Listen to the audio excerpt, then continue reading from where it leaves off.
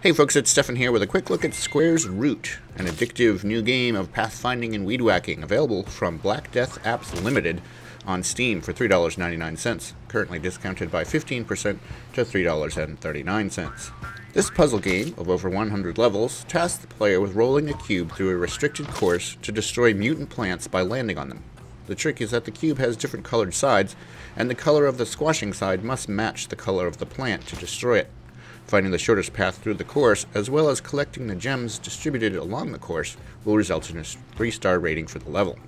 Like most puzzle games, Square's Root starts out with a few simple training levels to introduce the player to the controls and objectives.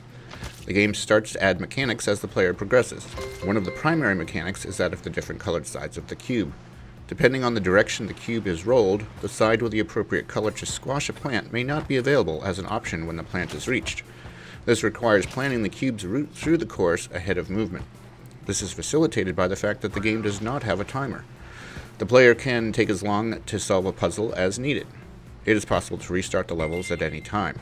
The game does, however, restrict the number of moves the player can make and defines a perfect number of moves, which the player must achieve to be awarded the highest score for a level.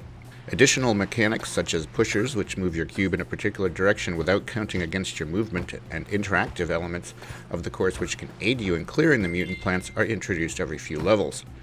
Mastering these mechanics is vital to progressing through the course in the fewest possible moves.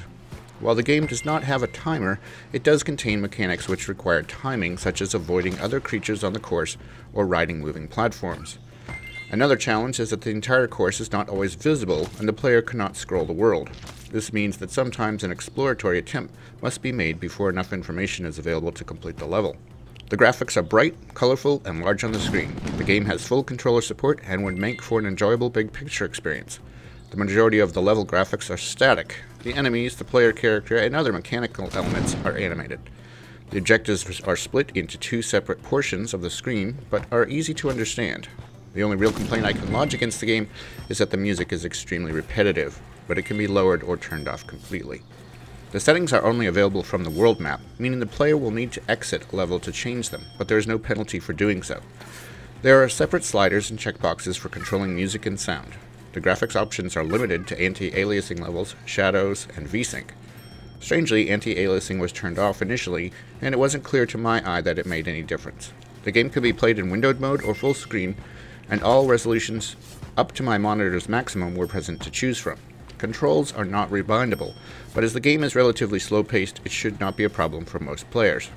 Finally, the game allows you to reset your progress. If you enjoy puzzle games, especially those with a spatial element, you will likely enjoy Square's Root.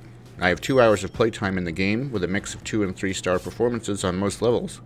I have reached level 49, making 4 to 6 hours of playtime a reasonable guess.